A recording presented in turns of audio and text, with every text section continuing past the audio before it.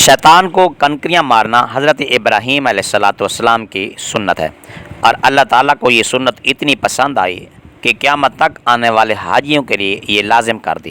اور اس کی اصل یہ ہے کہ جب حضرت ابراہیم علیہ السلام اپنے لخت جگر حضرت اسماعیل علیہ السلام کو ذبح کرنے کے لیے لے جا رہے تھے، جب مینا میں پہنچے تو شیطان نے آ کر حضرت ابراہیم علیہ السلام سے کہا کہ آپ محض خواب دیکھنے کی بنا پر اپنے بیٹے کو ذبح کر رہے ہو۔ خواب تو غلط بھی ہو سکتا ہے، جھوٹا بھی ہو سکتا ہے۔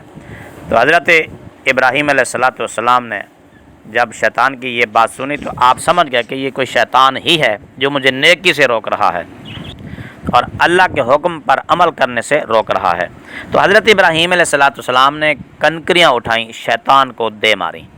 شیطان تھوڑا سا پیچھے ہٹا، اور جب آپ تھوڑا سا آگے بڑھے، شیطان پھر آ کر وہی مشورہ دینے لگا کہ جانے دیجئے کہ ایک خواب کی بنا پر آپ اپنے بیٹے کو ذبح کر رہے ہو۔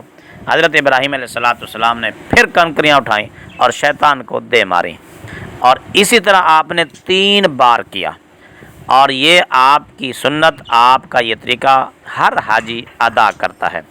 تو اس ویڈیو میں آپ دیکھ سکتے ہیں کہ ایک بابا جی کس طرح حضرت ابراہیم علیہ السلام کی اس سنت کو ادا کرتے ہوئے اور شیطان کے ساتھ اپنی دشمنی کا اظہار کرتے ہوئے دیکھا جا سکتا ہے۔